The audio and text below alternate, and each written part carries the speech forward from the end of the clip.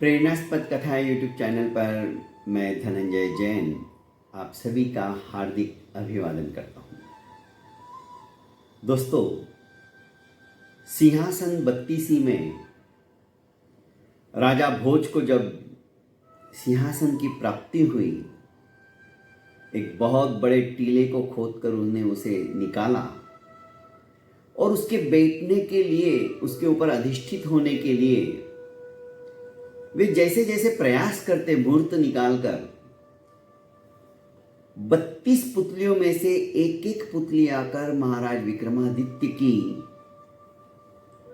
जीवन के साथ घटित एक घटना उन्हें सुनाती और चुनौती देती कि आपके अंदर यदि ये गुण विद्यमान है तो ही आप इस सिंहासन के ऊपर अधिष्ठित हो सकते हो, अन्यथा नहीं। राजा भोज मन महसूस कर रह जाते। 5 दिन हो गए थे, एक एक पुतली आती, अपनी कहानी सुनाती और राजा भोज उस सिंहासन के ऊपर नहीं बैठ पाते। आज 6ठा दिन था। राजा भोज भी उस सिंहासन के ऊपर बैठने का मोह संवरण नहीं कर पा रहे थे। उन्हें तो हर हाल में उस सिंहासन के ऊपर बैठना ही था। 6ठे दिन जब वे सज धज कर सुंदर वस्त्राभूषणों को धारण कर राज सिंहासन के ऊपर, जो कि महाराज विक्रमादित्य का था, उसके ऊपर समारूढ़ होने के लिए जैसे ही उद्यत हुए, 6ठी पुतली रवि भामा, उन्होंने उसे रोकते हुए कहा कि तनिक रुकिए राजन, आपके अंदर वे गुण विद्यमान नहीं है जो गुण महाराज विक्रमादित्य में थे। वे दानी, पराक्रमी, शूरवीर, शौर्यता के साथ साथ उनके अंदर धैर्यता भी थी। क्या ऐसी शौर्यता और धैर्यता आपके अंदर भी है? यदि नहीं तो आप इस सिंहासन के लायक नहीं हो, आप इसके ऊपर नहीं बैठ सकते। राजा भोज ने कहा, ऐसा कैसा धैर्य था उनके अंदर, मैं भी तो सुनूं। और रवि भामा नाम की 6ठी पुतली महाराज विक्रमादित्य की यशोगाथाएं अपने शब्दों के अंदर अभिव्यक्त करते हुए महाराज भोज से कहने लगी कि सुनो राजन, एक बार महाराज विक्रमादित्य क्षिप्रा नदी के तट पर बने हुए अपने सुविशाल भवन के अंदर गवाक्ष में बैठे हुए थे। गवाक्ष से वे क्षिप्रा नदी का नजारा देख रहे थे, प्राकृतिक सौंदर्य की छटा देख रहे थे। बरसात के दिन थे, नदी उफान पर थी। कल कल बहती हुई नदी अंगड़ाइयां लेती हुई, उसकी लहरें मानो आसमान को छू रही हो। अचानक महाराज विक्रमादित्य का ध्यान एक पुरुष, स्त्री और बच्चे के ऊपर पड़ती है। जैसे उनकी नजर इन तीनों के ऊपर गिरती है, देखते हैं उनके वस्त्र तार तार हो रहे हैं। जीर्ण शीर्ण वस्त्रों को परिधान कर ये तीनों नदी के पास जा रहे हैं। महाराज विक्रमादित्य देखने लगे कि लगता है बहुत निर्धन है और अत्यंत दुखी है। देखते ही देखते इन तीनों ने झंपापात कर दिया नदी के अंदर। भला महाराज विक्रमादित्य अपने नगरी के अंदर अपने आंखों के सामने किसी को मरते हुए कैसे देख सकते थे? पहले तो उनको यह समझ में नहीं आ रहा था कि मेरे नगरी के अंदर इतना निर्धन कौन है, कहीं ये बाहर से तो नहीं आए और ये मेरी नगरी में आकर आत्महत्या क्यों कर रहे हैं। पर तत्काल उन्होंने अपने इस विचार के ऊपर ब्रेक लगाया और उस समय सोचा कि अभी फिलहाल मुझे इनकी जान बचानी है। और उन्होंने गवाक्ष में से ही नीचे झंपापात कर दिया, नीचे जंप लगा दी। भागते भागते नदी में गए। नदी में भी तैरना तो जानते ही थे, पर वो अकेले तीन को कैसे बचा सकते थे। उन्होंने तत्काल वेताल को स्मरण किया और वेताल ने उस महिला को और बच्चे को बचाया और महाराज विक्रमादित्य ने उस पुरुष को बचाकर किनारे पर लेके आए। पूछा कि भाई तुम हो कौन, कहां से आए हो, तुम उज्जैनी के तो नजर नहीं आते, अपना परिचय दो। उसने कहा कि महाराज मैं एक निर्धन ब्राह्मण हूं, ये मेरी पत्नी और बच्चा है। हमें आपकी नगरी में आए हुए कम से कम 3 महीने हो गए, पर यहां के लोग इतने स्वावलंबी हैं कि हमें काम भी नहीं मिलता है, और मैं ब्राह्मण होने की वजह से ऐसा हार्ड वर्क तो कर नहीं सकता। फलस्वरूप अब मृत्यु को आलिंगन देने के बजाय हमारे पास कोई चारा ही नहीं है। क्या खाएंगे हम? रोज रोज तिल तिल मरने के बजाय एक साथ एक दिन में ही अपनी देह लीला को समाप्त कर देने में ही हमने अपने जीवन को खत्म करने का संकल्प ले लिया कि अब ऐसे विकट जीवन को जीने में कोई फायदा नहीं है।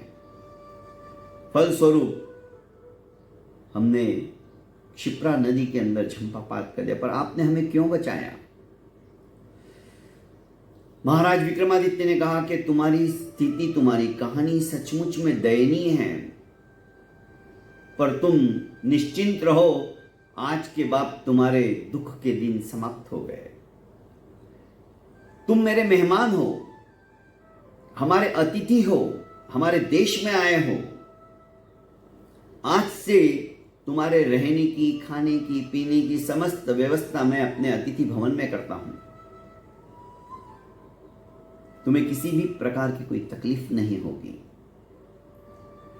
पर महाराज आप आतिथ्य सत्कार कब तक करोगे? मुझे तो वापस वो ही दिन देखने पड़ने वाले हैं। महाराज ने विश्वास दिलाया कि नहीं, अब तुम्हें वैसे दिन नहीं दिखाई देंगे। तुम निश्चिंत रहो, जब तक तुम्हारा मन हो तब तक तुम मेरे अतिथि भवन में मेरे आतिथ्य को स्वीकार करो। आतिथ्य को स्वीकार करना कोई बच्चों का खेल नहीं है, क्योंकि अतिथि देवो भव, दर्जा तो उसको भगवान का दिया गया है। आप 1 महीना 2 महीना आपका आतिथ्य मुझे दोगे, आपके कर्मचारी भी उस तरह से सेवा करेंगे, पर बाद में उनके मन में ग्लानि भाव तो आ ही जाएगा ना। आपको तकलीफ नहीं होगी, इसकी गारंटी मैं लेता हूं, ये मैं वचन देता हूं। महाराज विक्रमादित्य ने उस ब्राह्मण देवता को वचन दे दिया। ब्राह्मण देवता सुसज्जित अतिथि भवन के अंदर आ गए। ब्राह्मण देवता, ब्राह्मणी और उनका पुत्र अकर्मण्य थे, कुछ काम नहीं करते थे। वहीं खाना, वहीं पीना, वहीं मल विसर्जन कर देना, इतने लेजी थे। गंदगी फैलाते थे, कहीं पे भी थूक देते थे। फलस्वरूप जो कर्मचारी उनकी सेवा के अंदर निरत थे, नाक दबा के रखते थे, क्योंकि बदबू आती थी। महाराज विक्रमादित्य के पास जाकर शिकायत करे तो किस मुंह से करे, वे उल्टा हमें ही डांट देंगे। पर हिम्मत करके जब उनसे नहीं रहा गया तो उन्होंने कहा कि महाराज आप चाहे जो सजा हमें दीजिए, पर अब हम वहां पे एक पल भी नहीं रहेंगे, क्योंकि दुर्गंध से सर फटने लगता है। समस्त वस्तु स्थिति महाराज को अवगत करा दी। महाराज ने उनके बदले दूसरों को रखा। दूसरे नौकरों ने भी मुश्किल से 8-10 दिन सेवा किया और वो भी वहां से भाग खड़े हुए। 3 महीने व्यतीत हो गए। अब वहां पर सेवा करने के लिए कोई भी तैयार नहीं था। आखिर महाराज विक्रमादित्य ने सोचा कि चलो कोई बात नहीं, मैंने तो वचन दिया है, मैं अपने वचन पर खरा हूं, मैं स्वयं जाकर उनकी सेवा करूंगा। और महाराज विक्रमादित्य स्वयं आकर उनकी सेवा में निरत हो गए। महाराज विक्रमादित्य भी, उनका सर फटा जा रहा था ये सब कुछ देखकर, पर चेहरे पे उन्होंने कभी भी लेश मात्र भी ऐसी भावना प्रकट नहीं होने दी और न ही उनके मन में ऐसी भावना आई कि ये कैसे लोग हैं। उन्होंने उसी तरह से उनका आदर सत्कार किया जिस समय उन्होंने जो वचन दिया था। कतिपय दिनों तक ऐसी ही सेवा करते रहे। मल मूत्र भी वे साफ करते। 8-8 दिन तक ये ब्राह्मण दंपति और वो लड़का कपड़े तक नहीं बदलते थे, गंदगी फैला के रखते थे। एक दिन इस पुरुष ने, जो ब्राह्मण देवता बने थे, उन्होंने कहा कि राजन, तनिक मेरे शरीर पे विष्ठा लग गई है, उसे आप अपने हाथों से साफ कीजिए। अविलंब महाराज विक्रमादित्य ने उनकी विष्ठा साफ की और उन्होंने स्वच्छ पानी से उन्हें नहलाया। परीक्षा की घड़ियां समाप्त हुई। नहलाते ही एक जबरदस्त खुशबू, जबरदस्त महक संपूर्ण भवन के अंदर, अतिथि भवन के अंदर व्याप्त हो गई। प्रकाश से प्रकाशित हो गया अतिथि भवन। महाराज विक्रमादित्य भी आश्चर्यचकित होकर इधर उधर देखने लगे। देदीप्यमान कांति युक्त वह ब्राह्मण अपने वास्तविक रूप में आ गए। उन्होंने कहा, महाराज मुझे माफ कीजिए, मैं वरुण हूं। वरुण देवता थे। महाराज गदगद हो गए, हाथ जोड़कर कहा कि आदेश दीजिए। कि नहीं राजन, आप वरदान मांगिए, आपको क्या चाहिए, मैं आपकी सेवा से बहुत प्रसन्न हूं। वरुण देवता ने कहा कि मैं आपकी परीक्षा लेने के लिए आया था। मैंने सुना था कि महाराज विक्रमादित्य किसी भी गरीब को यथेच्छित सम्मान देते हुए उसकी सेवा शुश्रूषा में भी कमी नहीं करते हैं। उनके धैर्य की परीक्षा कोई ले तो उसमें वो परीक्षा लेने वाला ही असफल हो जाएगा, पर महाराज विक्रमादित्य असफल नहीं होंगे। और सचमुच में आप अत्यंत धैर्यशाली हो। कितने ही नौकर चाकर आकर बदल गए, आखिर अंततः आपने स्वयं ने जिम्मा लिया सेवा करने का, क्योंकि आपने वचन दिया था। आप वचन पालन में भी सबसे आगे हो। आप मांगिए, आपको क्या चाहिए, यथेच्छित मैं आपको देने के लिए तैयार हूं। मेरे वचन अन्यथा नहीं हो सकते। महाराज विक्रमादित्य ने हाथ जोड़कर कहा कि आपके आशीर्वाद से मेरे पास सब कुछ है। मुझे बस मेरा भाव, मेरे मन, मेरे जो विचार है वो इसी तरह से उत्तरोत्तर समाज और देश के लिए, उनकी अभ्युन्नति के लिए ही चिंतनशील रहे। बस मैं यही चाहता हूं और मुझे कुछ नहीं चाहिए। वरुण देवता गदगद हो गए और उन्होंने कहा, कोई बात नहीं, तुम नहीं मांगते हो, पर तुम्हारे राज्य के अंदर कभी भी अनावृष्टि नहीं होगी, अतिवृष्टि नहीं होगी, और 1 वर्ष के अंदर 1 बार नहीं 3-3 बार फसलें लहलहाती रहेंगी। धन धान्य से परिपूर्ण रहेगा तुम्हारा यह देश। महाराज विक्रमादित्य ने हाथ जोड़कर उनके इस आशीर्वाद को स्वीकार कर लिया, क्योंकि देश के लिए ही जीना और देश के लिए ही मरना उन्होंने सीखा था। प्रजा वात्सल्य थे। रवि भामा पुतली ने राजा भोज की ओर अभिमुख होते हुए कहा कि महाराज, क्या इस तरह से कोई झंपापात करके नदी के अंदर अपने प्राणों का विसर्जन करने के लिए तैयार हो गए हो, तो उस समय आप उन्हें बचा सकते हो क्या? पहली शर्त। चलो मान लो बचा भी लिया,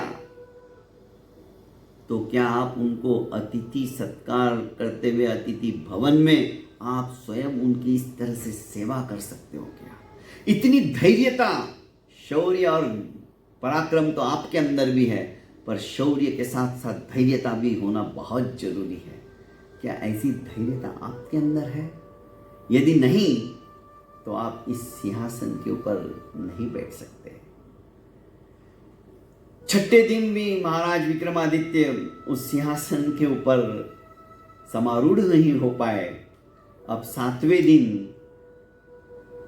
कौमुदी नाम की पुतली आकर कौन सी कहानी सुनाएगी, ये तो कल इसी समय इसी वक्त आपके सामने मैं रखने का प्रयास करूंगा। तब तक के लिए दोस्तों इजाज़त चाहता हूं।